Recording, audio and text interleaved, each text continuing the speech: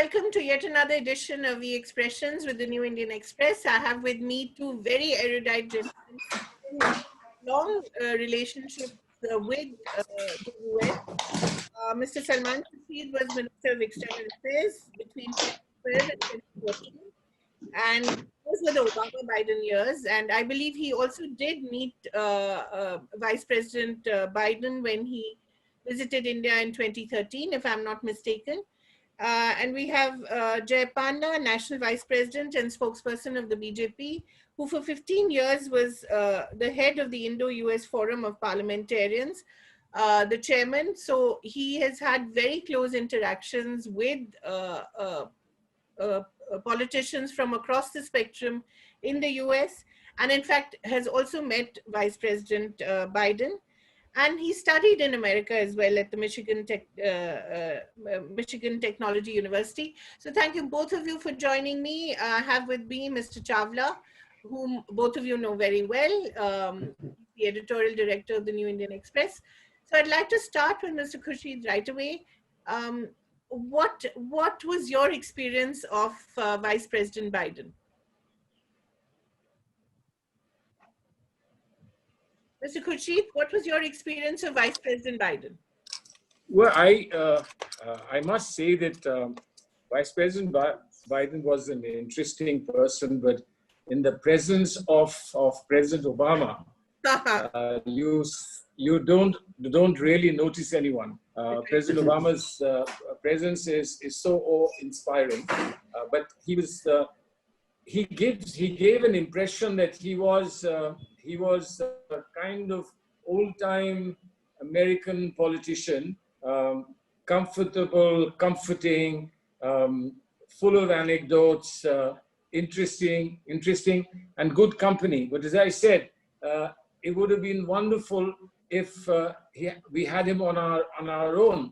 But the presence of President Obama just turned all eyes towards one man, and therefore, in a sense, Vice President Biden was at a great disadvantage there. But I think that he is, since giving up the vice presidentship, I think he's come into his own, and the run up to the nomination has brought out, I believe, the best characteristics in the man. And you see something solid, you see something that connects very well with the past, you see something that's forward-looking and has the element of excitement that the Obama presidency brought.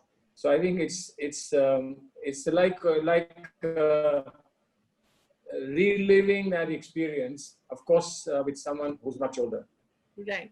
What is your? How do you think the Biden-Harris ticket will do compared to Trump and Pence?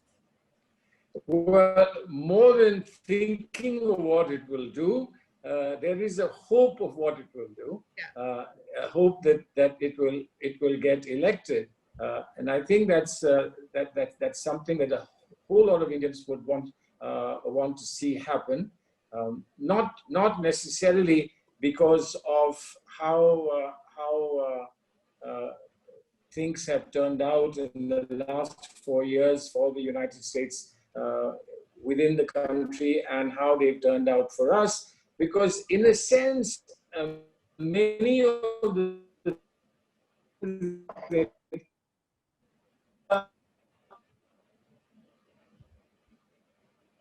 in the feel that you get, I think, which is interesting, and that possibly more exciting and something more welcome in a team of Biden and Kamala Harris. Right. Mr. Panda, may I bring you in here and talk a bit about how do you think the Biden-Harris ticket has energized the US elections 2020? Well, first of all, I think I should clarify that as an Indian politician, I really cannot have an opinion as to who will be the next US president. That is the job of American voters to decide. India has had a very strong relationship, very fundamentally strong relationship with the US, and it's been bipartisan. The Biden-Harris nomination has led to the first ever virtual convention. We just saw that a day or so ago.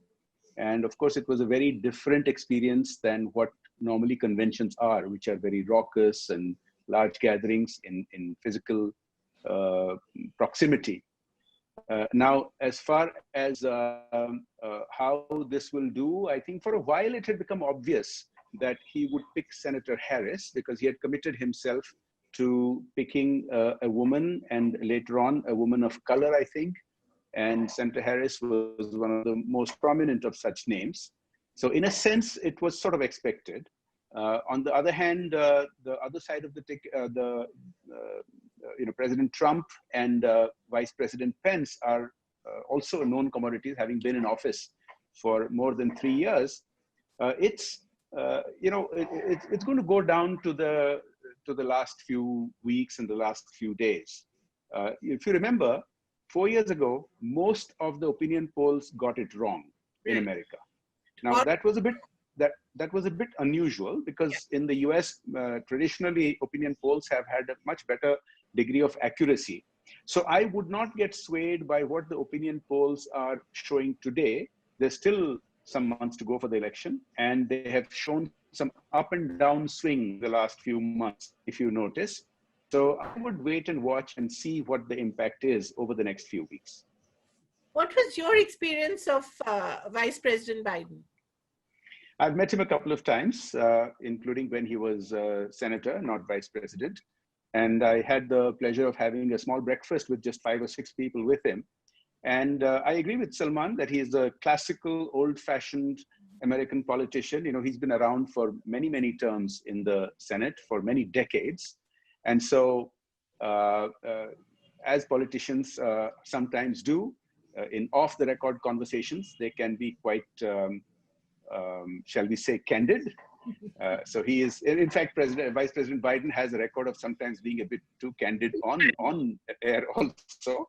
I can say that it was a very interesting meeting. Did you get a sense of how he views India? Look, let me be very clear. I think India is important to any national candidate in the US. I've seen this experience 20 years ago. Indians started playing a role in terms of more and more Indian Americans becoming staff members of congressmen and women and senators and in the White House, and then elected officials in Congress and Senate now. So the importance of the Indian American community has mattered hugely. They're also a very wealthy community and they are political contributors. So both sides woo them a lot. And finally, the way geopolitics is playing out over the last, certainly in this century, over the last 2 decades, India is clearly on its way to becoming the 3rd largest economy in the world. And the way China has stepped on many toes, including on America's and many other nations in its neighborhood, I think there is a great sense of warmth and of fondness for India across the American political spectrum. And this, as I said earlier, is helped by the Indian American community who are viewed as good citizens, as contributors to America. And I think that helps a lot. Right. Mr. Khurshid, may I ask you, how do you see the Indian American vote playing out in this election? Because President Trump has, of course, been wooing them consistently over the past few years. And we also saw the 2 huge rallies, one in Houston and one in Ahmedabad. How do you see that vote playing out? Well, I think that one has to understand that he's got his own solid backing from different communities, and he's done quite well with the overseas Indian community. There is no doubt about that. But what one senses is an excitement about a person who is a woman, who is charismatic, who has a very strong Indian flavor and Indian connect. The fact that stories travel from India, her relatives in India, etc., and how her own life has been presented to the American people, I am quite sure that that there's going to be a huge pull of the overseas Indian vote towards her. I believe is inevitable, and it'll be disappointing, of course, if she can't do it, because she has all the makings of a person who draws this vote. But you can't just obviously you can't just simply think that every vote that President Trump controls is going to slip away. I don't think that's an obvious thing, because he has a very strong connect with the people who voted for him. And I assume that he would have retained a lot of that, despite the difficulties that the country and the governance of the country has faced in the last few months. But her politics may be somewhat uncomfortable to the current dispensation in India, and I think they've expressed that sort of view that she may her stand on certain issues are not necessarily in congruence with the way India sees the world. And it's well, see, when you talk about perceptions of India, please look on this screen. The perceptions of India that's ruled today is ruled by people like Mr. Panda, who's sitting there. And I see nothing wrong with that at all. I think that's a wonderful face of India. So people have opinions. That's a people rare have opinions. bipartisan vote, Mr. Panda. I hope you're happy about that. Well, my friend Salman Khurshid has not been one of India's top diplomats as a minister for nothing. See, whatever we are looking forward to in the American elections, and whatever we are looking forward to in terms of transformation of American foreign policy, is going to come much later. I think what is important really is this connect that there is amongst some people, even if we don't meet all the time and we are not backslapping all the time. But when we sit across as we do today, you get that feel. This is an important connect, and what we would seek and hope from the outcomes in the United States of America will be something that pleases Jay Panda and Salman Khurshid, both of us. That's what we will be looking for, and I can't see Jay Panda disagreeing with that. Let me get in, Kaveri, here, Sure. because I'm trying to understand who is for whom, because both are speaking in a different language altogether.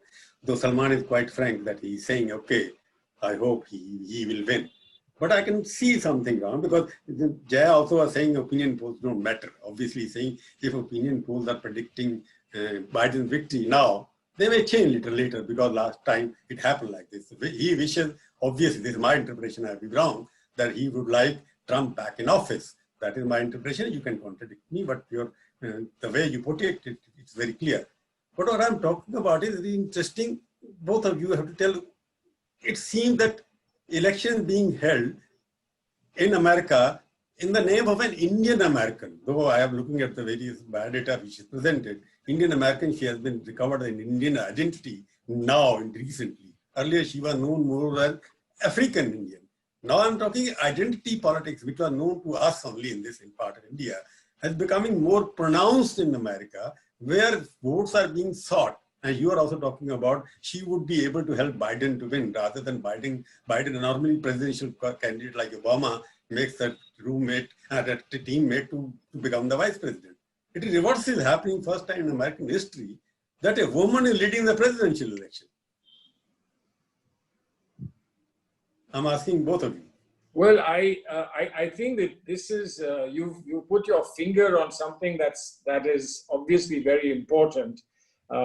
It's not something that any presidential person would be very happy to have a vice president who is more popular than him or her, or a vice president who is the driving force. But then we come across newer models of governance from time to time. And maybe this is such a model. Americans often look at the vice president as a possibility for the future of what the president might be, and so on and so forth.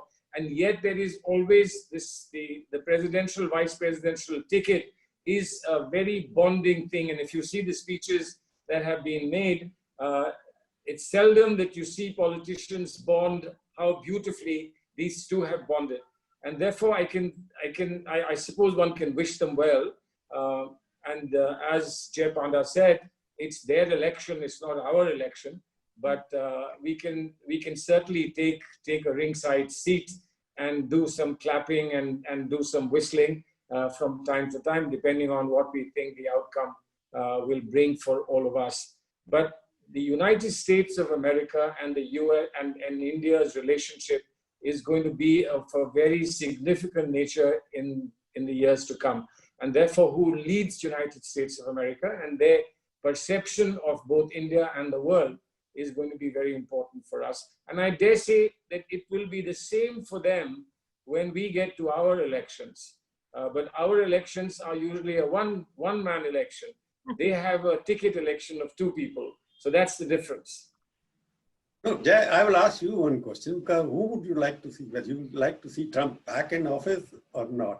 What are your experience with Obama versus Trump now? You're dealt with both of them. And what do you think is good for India? So let's be very clear. I was not implying anything when I talked about the opinion polls. I'll come back to that in a minute. The fact is, my party leader, Prime Minister of the nation, Modi ji, has worked with both presidents. Obama, when he was president, was a Democrat, and Trump is a Republican. And we will have to have an attitude of bipartisanship, because we will have to deal with whoever is in government there. Now, of course, let's recognize something. Whether it is President Trump or it is Vice President Biden who becomes President Biden, they will primarily look out for America's interests, which is natural. Now, we should not just expect that just because one of the vice presidential candidates is half Indian, that somehow Indian priorities will be more than American priorities. That will not happen. By the way, there has been a woman who has led the presidential ticket earlier. Let's not forget Hillary Clinton. Just last time around, 4 years ago, she was leading the Democratic ticket. So to take this a little bit forward, not just has Prime Minister Modi dealt with two opposite party presidents, but these big events that he has had with the Indian diaspora, which has galvanized them, both in Houston as well as here in India. It just so happens that it happened when President Trump was the president, and so he shared center stage. But when he was it never happened with any president in the past. No Prime Minister of India, remember, no President of the United States. I agree. Has such a bonding where they're holding a public meeting, which is more political, because you're holding a meeting on the eve of election in United States, and 1 year they have election going. You're basically endorsing, you're raising the hand. Let's keep in mind, it was a bipartisan show. On the stage were something like 20 American elected officials, senators, congressmen, and from both parties, from both Democratic and Republican parties. And when President came here on a state visit, President Trump came here on a state visit. So naturally, that's different. So look, India is committed to working with whoever. But let's just take a moment on how the geopolitics is playing out. We know that despite improving relationship between India and America for some years now, and especially under Prime Minister Modi, I would say, the American administrations always have blackmailed by certain, their presence in Afghanistan has been used as a leverage by Pakistan, which controls physical access. Now, increasingly, American forces are going out of Afghanistan. It has different impacts on geopolitics, on what the Taliban will do, etc. But it also means there is less leverage for Pakistan to use on America to do irrational things here. So I think this is irrespective of whoever is going to be president, but President Trump has accelerated the process of reducing the forces there. And one more thing about opinion polls. Remember, in the last 6 months, US opinion polls 6 months ago showed President Trump in a very comfortable position because their economy was doing very well. Then post-COVID, they have shown him trailing. But recently, just 3 days ago, there was a very interesting poll by CNN. Now, CNN is normally viewed as very anti-Trump. It's normally viewed as more sympathetic to the Democrats. CNN, which used to show 11-point lead for the Biden-Harris ticket, now shows a 4-point lead just in 3 days ago. So there are some dramatic changes taking place. We should hold our horses, and we have to see which way it plays out. Again, you are not admitting, but you are saying it's a bipartisan, whatever. In a way, you are again indicating, okay, lead is coming down, therefore likelihood of. I asked you specific. I'm just stating facts. I'm asking you one question. Is Trump, you want Trump to return or not? Will he be better for India In terms, I'm taking India-specific question. We are talking about geopolitics. You have been president of Indo-US, whatever parliamentary forum. But I'm asking you as a political question because you are bonding BJP bonding with Trump and the social media of your all people. I can see from the Twitter and Facebook, they all want him to win again. As the office bearer of the party, you may be constrained by limitations, I know.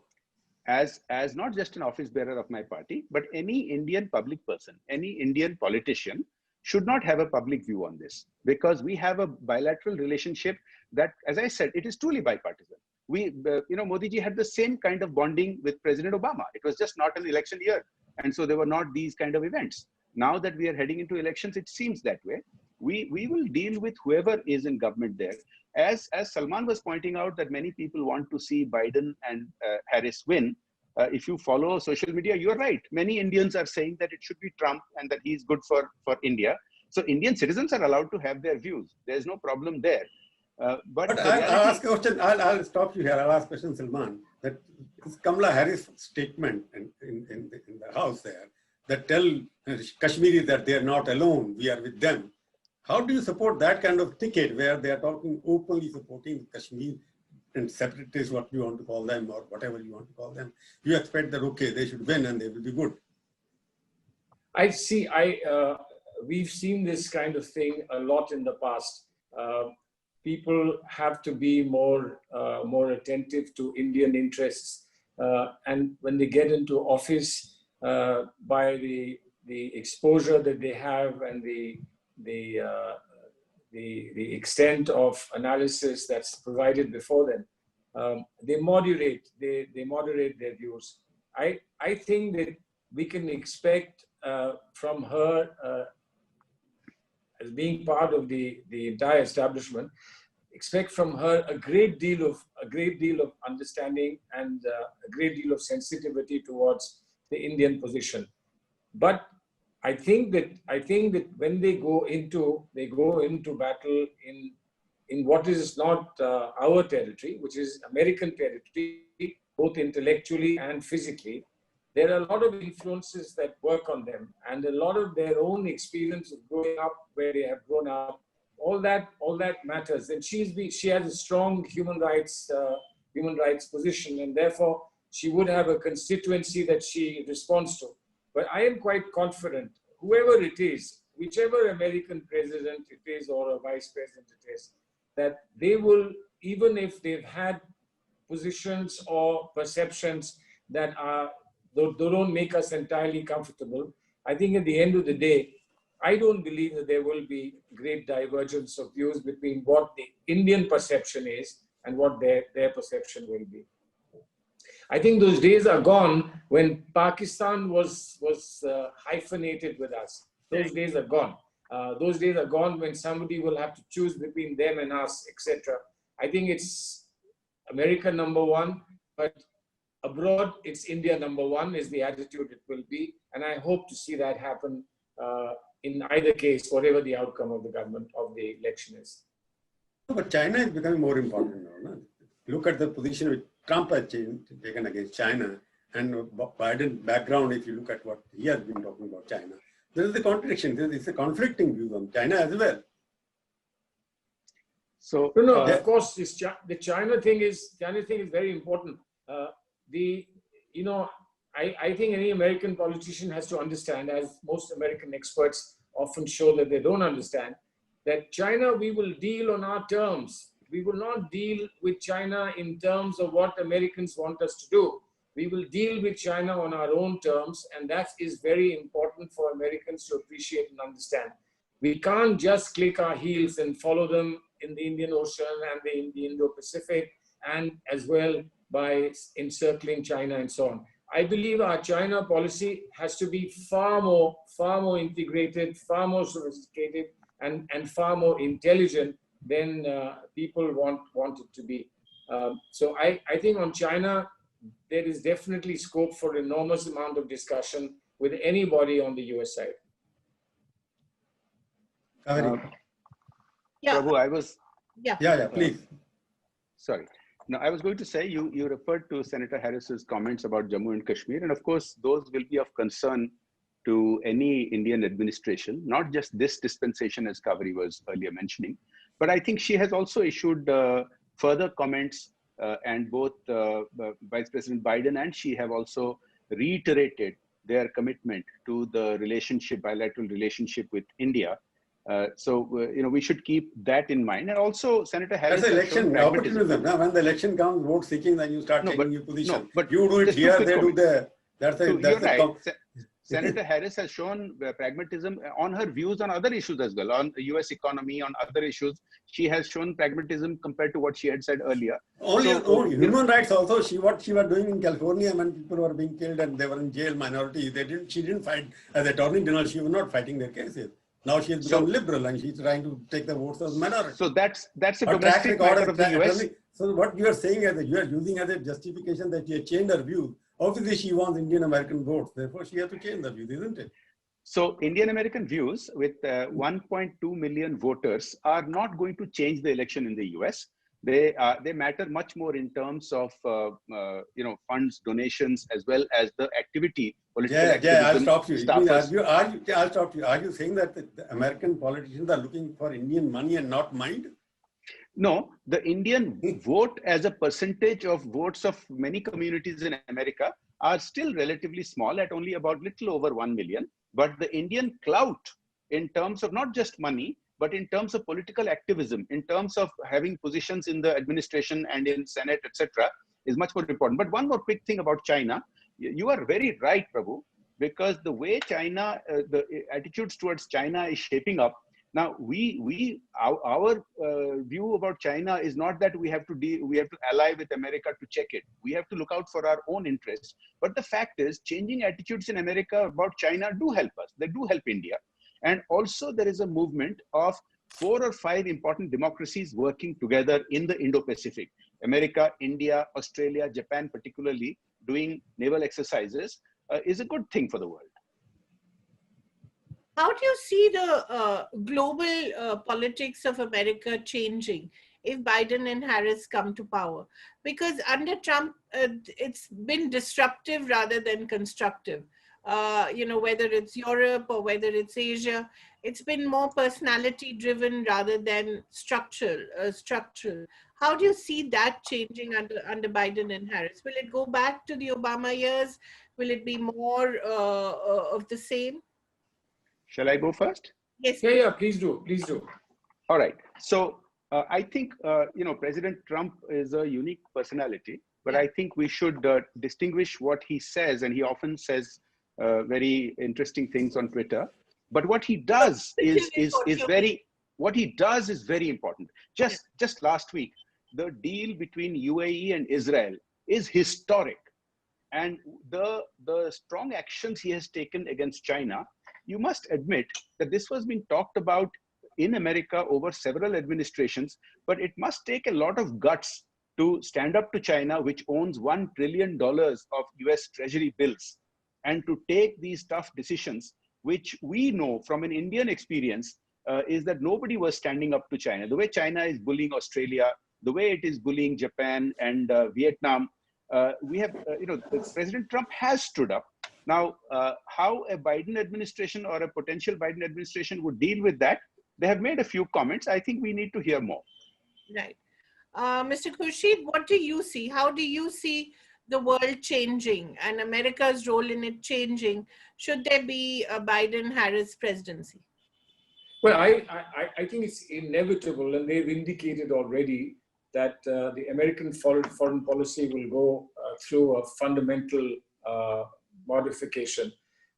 We often think of Democrats and Republicans as being poles apart as far as foreign policy is concerned. But at the end of the day, if you look at it, you might find that the outcomes are not entirely different, no matter who's in power. But I think the manner in which the United States will deal with its allies, the way the United States will deal with multilateral agencies, issues like climate change, these are all matters on which there would be a significant change in foreign policy in case the Republicans gave way to the Democrats. I think there would be. It's inevitable. But that's not to say that every part of American foreign policy is going to be altered. There will be certain parts that perhaps will not be altered because there is, after all, the president changes, but the State Department doesn't change with the same alacrity. And that sort of continues for a fairly long time. But certainly you will see a significant difference in foreign policy in case President Trump does not come back for a second term, and the new challengers come back and be the next president and vice president.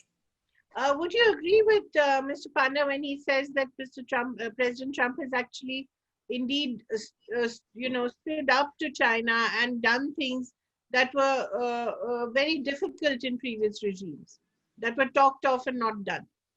Well, I think all these things take a time to register. Right. To begin with, it seems, yes, that he's taken a very strong position on China. But I'm not quite sure that he takes a strong position on China and holds it through to a point where we need him to be around when things go wrong with China. But it'll take some time. It'll take some time before we know exactly where we go. There is a feeling that he's impulsive. There is a feeling that he is opinionated. Now, if that's true, it can have both an advantage and a disadvantage.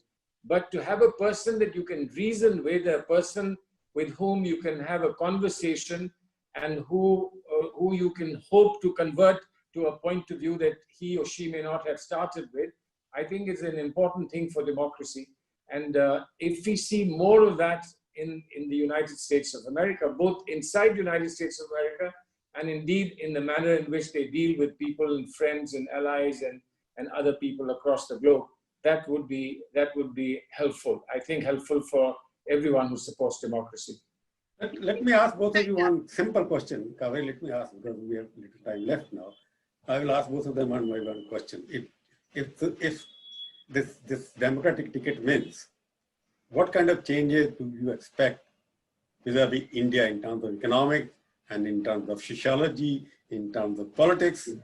Jay, you tell me first, because you will be affected. Okay, first let me make a point here that no matter how close we have become to America, we will always have differences. Not to America, to Trump. No, let me come to that.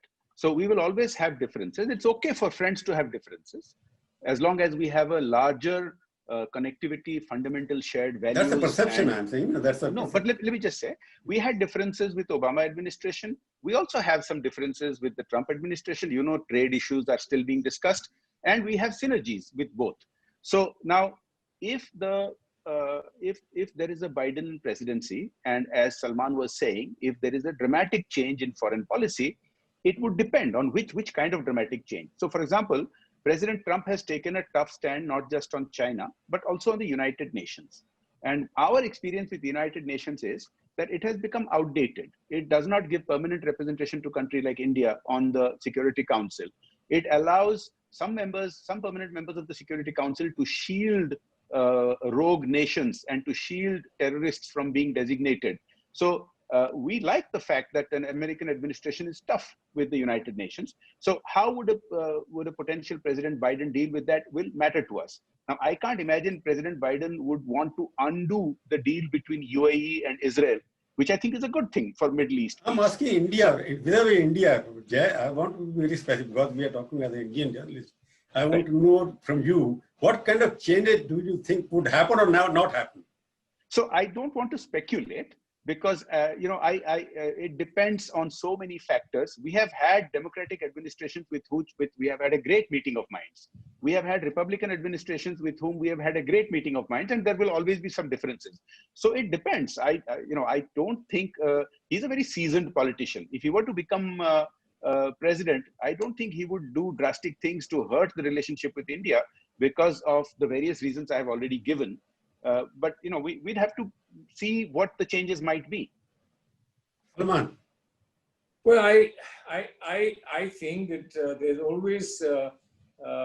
there's always hope in change, right? I mean, I know that we don't change as quickly as other countries do. In the United States of America, 4 years is a long time. For us, 4 years is a very short time. 8 years is all there is in terms of the life of a president. 8 years is just a beginning here. We are always saying at 8 years, saying we've only been here 8 years. How much do you expect us to do?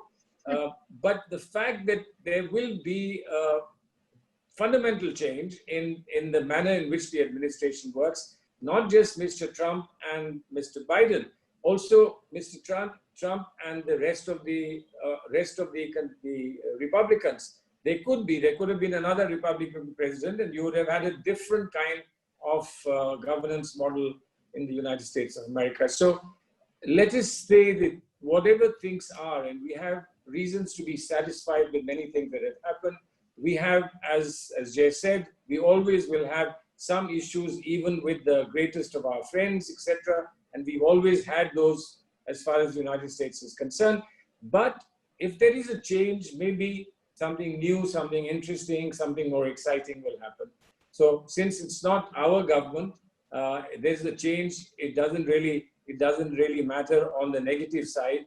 On the positive side, there is a chance to look at what may happen. On the other hand, there's always something about the devil you know and the devil you don't. So somebody you worked with, somebody you figured out what your relationship with is, you could go ahead and do another 4 years with that person. So there's a little bit of good on both sides. Now let's see what the Americans think about it.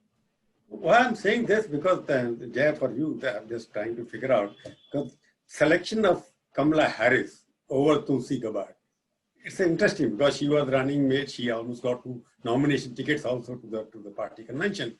And the first time that he chose a woman who was not represented that much, he withdrew from the candidacy much earlier than Tulsi did. And after that, Tulsi was not even allowed to speak at the convention, breaking all the previous convention where the person who gets the nomination to tickets to the convention is allowed to speak. Tulsi was even not given that invitation. That reflects the kind of priority Kamala Harris politics will get in the United States. You want to take the words out of my mouth. You want to take the words out of my mouth and finally put my money where my mouth is. See, there is. I'm sitting here with 2 hats. One is a personal hat, and on personal hat, my God, there is very little that can hold me back to say that's a wonderful candidate. That's a wonderful candidate we must support. But then when I speak to you, I speak also on behalf of our whole country. And therefore, what I say should not be out of sync completely with how we have to think as a country, as a responsible government or a responsible public figures, etc. And there, one might be a little more cautious and careful. But in personal terms, I would endorse her very strongly, no problem. The team very strongly, no problem at all. Yeah, Prabhu, on that question, I've met Congresswoman Tulsi Gabbard many times, and she's indeed a very impressive lady. She's very charismatic, has served in their armed forces. She's the first Hindu woman in Congress in America. Now, for whatever reason, as a Democrat, it seems that she has problems with the Democratic leadership. It was apparent during the early stages of the debates in the Democratic primaries. So, what might have been if she had had a bigger role is a different issue. I don't know Senator Harris except from the public records, and we have already discussed that. And so that's a matter for the Democratic Party and their rules. Now, you are going into personalities. I am going to policies. Both the women represent ideology of the Democratic Party. The question is, she is also Democrat. She is also committed to the United States of America as a soldier of the country. She may be Hindu by religion, but she is more American than being Hindu. Here you have got Kamala Harris. She never claimed to be Hindu in the past. I'm not getting into Hindu versus Christian or Muslim. I'm just getting into that there is some kind of, because she was even denied the opportunity to speak at the convention. That means anti-India stand is obviously very dominant in the thinking. Don't you think that it will be some kind of a influencing factor while dealing with India in future when the Vice President Kamala Harris comes to India? So I think you have seen in the Democratic Party today, whereas Vice President Biden represents an old-fashioned center-left type of Democrat, there are many, such as Senator Bernie Sanders, who are considered far left, and Senator Harris is probably somewhere in between. So it's not a unified front that we are seeing. There are many different pressure groups within the party that are being accommodated. But the same thing you can say for the Republicans, because there are many traditional Republicans who are not in sync with what President Trump has been doing. So both the parties have been evolving in different ways. And either way, whoever comes to power finally will represent the unified viewpoints of his or her party and nation, and that's what we'll have to deal with. Great. I think we've had a very interesting discussion. Prabhu, any last question? They have not answered. Who is good for India? They have not answered. That's the question I'm looking for. Prime Minister Modi is good for India. They are given their impression that they like who likes whom. That is very obvious that Jayapada would like Trump to win, and Mr. Salman, my friend, would like other party to win. So therefore, they are obvious, but they don't want to speak in public. Obviously, that is obvious. Clear.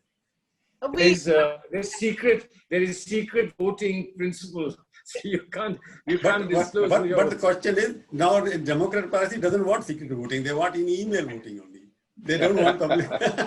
I was very tempted to respond to Salman's comment that there is only one man in India as opposed to two-person ticket, but I'll let it be. No, please. The temptation. I'll say, Salman, if your party was not so committed also to the one-man principle in your party, it would have done better. Well, thank you. We'll have another discussion when the Indian election comes. Gentlemen, and we'll come back to you, I hope, after the results, and then you can actually make your views, you can make them far clearer than you were today. I understand why you have to hedge your bets, of course. Thank you very much, and thank you, Mr. Chawla. Thank you, Mr. Pana. Thank you, Mr. Khurshid. Thank you.